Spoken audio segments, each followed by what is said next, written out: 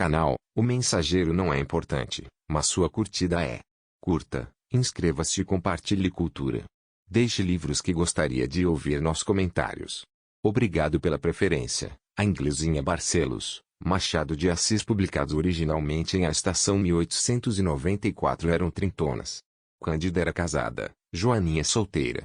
Antes deste dia de março de 1886, viram-se pela primeira vez em 1874, em casa de uma professora de piano. Quase iguais de feições, que eram miúdas, meãs de estatura, ambas claras, ambas alegres. Havia entre elas a diferença dos olhos. Os de Cândida eram pretos, os de Joaninha azuis.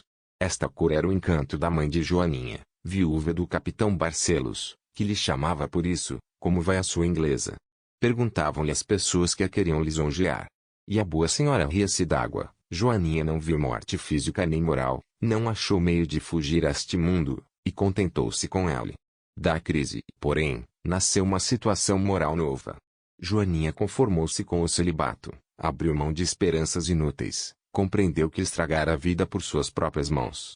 Acabou-se a Inglesinha Barcelos, disse consigo, resoluta. E de fato, a transformação foi completa. Joaninha recolheu-se a si mesma e não quis saber de namoros. Tal foi a mudança que a própria mãe deu por ela, ao cabo de alguns meses. Supôs que ninguém já aparecia, mas em breve reparou que ela própria não saía à porta do castelo para ver se vinha alguém. Ficou triste, o desejo de vê-la casada não chegaria a cumprir-se. Não viu remédio próximo nem remoto, era viver e morrer, e deixá-la neste mundo, entregue aos lances da fortuna. Ninguém mais falou na Inglesinha Barcelos. A namoradeira passou de moda. Alguns rapazes ainda lhe deitavam os olhos. A figura da moça não perdera a graça dos 17 anos, mas nem passava disso, nem ela os animava mais. Joaninha fez-se devota. Começou a ir à igreja mais vezes que dantes, à missa ou só orar. A mãe não lhe negava nada. Talvez pense em pegar-se com Deus, dizia ela consigo, há de ser alguma promessa. Foi por esse tempo que lhe apareceu um namorado, o único que verdadeiramente a amou, e queria desposá-la, mas tal foi a sorte da moça, ou o seu desazo, que não chegou a falar-lhe nunca. Era um guarda-livros, Arsênio Caldas, que encontrou uma vez na igreja de S. Francisco de Paula, onde fora ouvir uma missa de 7º dia. Joaninha estava apenas orando. Caldas viu-a ir de altar em altar, ajoelhando-se diante de cada um, e achou-lhe um ar de tristeza que lhe entrou na alma. Os guarda-livros, geralmente, não são romanescos, mas este Caldas era tinha até composto, entre 16 e 20 anos, quando era simples ajudante de escrita, alguns versos tristes e lacrimosos, e um breve poema sobre a origem da lua. A lua era uma concha, que perdera a pérola, e todos os meses abria-se toda para receber a pérola, mas a pérola não vinha, porque Deus, que a achara linda, tinha feito dela uma lágrima. Que lágrima? Aquela verteu um dia, por não vê-lo a ele. Que ele e que ela. Ninguém, uma dessas paixões vagas, que atravessam a adolescência, como ensaios de outras mais fixas e concretas.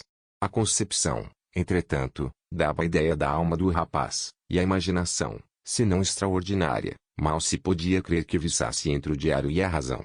Com efeito, este Caldas era sentimental. Não era bonito, nem feio, não tinha expressão. Sem relações, tímido, vivia com os livros durante o dia, e à noite ia ao teatro ou algum bilhar ou botequim. Via passar mulheres, no teatro, não deixava de as esperar no saguão, depois ia tomar chá, dormia e sonhava com elas. Às vezes, tentava algum soneto, celebrando os braços de uma, os olhos de outra, chamando-lhes nomes bonitos, deusas, rainhas, anjos, santas, mas ficava nisso. Contava 31 anos, quando sucedeu ver a Inglesinha Barcelos na igreja de S. Francisco. Talvez não fizesse nada, se não fosse a circunstância já dita de vê-la rezar a todos os altares. Imaginou logo, não devoção nem promessa, mas uma alma desesperada e solitária. A situação moral, se tal era, parecia-se com a dele. Não foi preciso mais para que se inclinasse a moça, e acompanhasse até Catumbi. A visão tornou com ele, sentou-se à escrivaninha, aninhou-se entre o deve e o há de haver, como uma roça caída em moita de ervas bravias. Não é minha esta comparação, é do próprio Caldas, que nessa mesma noite tentou um soneto. A inspiração não acudiu ao chamado, mas a imagem da moça de Catumbi dormiu com ele e acordou com ele. Daí em diante, o pobre Caldas frequentou o bairro. Ia e vinha, passava muitas vezes, espreitava a hora em que pudesse ver Joaninha, às tardes. Joaninha aparecia à janela, mas, além de não ser já tão assídua como antes, era voluntariamente alheia à menor sombra de homem. Não fitava nenhum, não dava sequer um desses olhares que não custam nada e não deixam nada. Fizera-se uma espécie de freira-liga. Creio que ela hoje me viu, pensava consigo guarda-livros, uma tarde, em que ele, como de uso, passara por baixo das janelas, levantando muito a cabeça. A verdade é que ela tinha os olhos na erva que crescia à beira da calçada, e o Caldas, que ia passando, naturalmente entrou no campo da visão da moça, mas tão depressa ela o viu, levantou os olhos e estendeu-os à chaminé da casa fronteira. Caldas, porém, edificou sobre essa probabilidade um mundo de esperanças. Casariam talvez naquele mesmo ano. Não, ainda não, faltavam-lhe meios. Um ano depois. Até lá dali um interesse na casa. A casa era boa e próspera. Vieram cálculos de lucro. A contabilidade deu braço à imaginação, e disseram muitas coisas bonitas uma à outra. Algarismos e suspiros trabalharam em comum, tais como se fossem do mesmo ofício. Mas o olhar não se repetiu naqueles dias próximos, e o desespero entrou na alma do guarda-livros. A situação moral deste agravou-se. E os versos entraram a cair entre as contas, e os dinheiros entrados nos livros da casa mais pareciam sonetos que dinheiro. Não é que o guarda-livros os escriturasse em verso, mas alternava as inspirações com os lançamentos, e o patrão, um dia, foi achar entre duas páginas de um livro um soneto imitado de Bocage. O patrão não conhecia esse poeta nem outro, mas conhecia versos e sabia muito bem que não havia entre os seus devedores nenhum lírio do céu, lírio caído em terra. Perdoou o caso, mas entrou a observar o empregado. Este, por sua desgraça, ia de mal a pior. Um dia, quando menos esperava, disse-lhe o patrão que procurasse outra casa.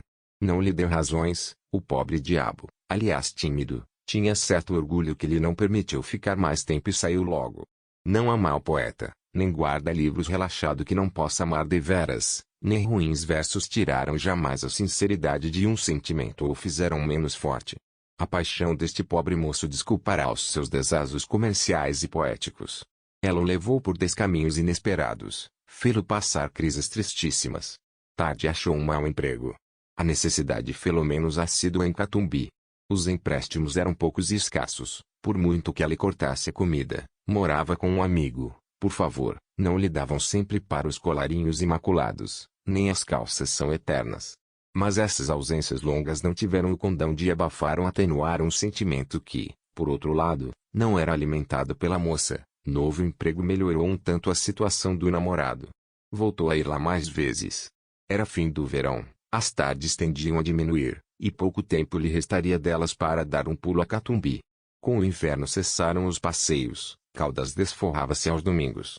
Não me perguntei se tentou escrever a Joaninha. Tentou, mas as cartas ficavam-lhe na algibeira, eram depois reduzidas a verso, para suprir as lacunas da inspiração.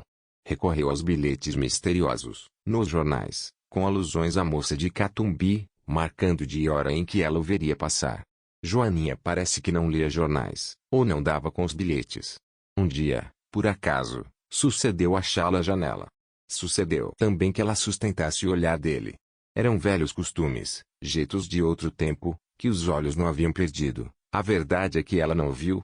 A ilusão, porém, foi imensa, e o pobre Caldas achou naquele movimento inconsciente da moça uma adesão, um convite, um perdão, quando menos, e do perdão à cumplicidade bem podia não ir mais que um passo. Assim correram dias e dias, semanas e semanas. No fim do ano, Caldas achou a porta fechada. Cuidou que ela se houvesse mudado e indagou pela vizinhança. Soube que não, uma pessoa de amizade ou ainda parenta, levara a família para um sítio no interior. Por muito tempo. Foram passar o verão. Caldas esperou que o verão acabasse. O verão não andou mais depressa que de costume. Quando começou o outono, Caldas foi um dia ao bairro e achou a porta aberta. Não viu a moça, e achou esquisito que não regressava de lá, como antes, comido de desespero. Pôde ir ao teatro, pôde ir cearense entrando em casa, recapitulou os longos meses de paixão não correspondida, pensou nas fomes passadas para poder atar uma gravata nova, chegou a recordar alguma coisa parecida com lágrimas. Foram porventura aos seus melhores versos. Vexou-se destes, como já se vexara dos outros. Quis voltar a Catumbi, no domingo próximo, mas a história não guardou a causa que impediu esse projeto.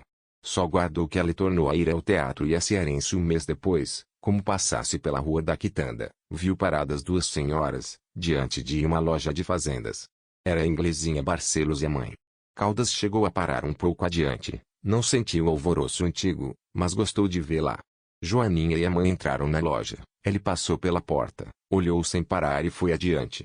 Tinha de estar na praça às 2 horas e faltavam 5 minutos. Joaninha não suspeitou sequer que ali passara o único homem a quem não correspondeu, e o único que verdadeiramente a amou.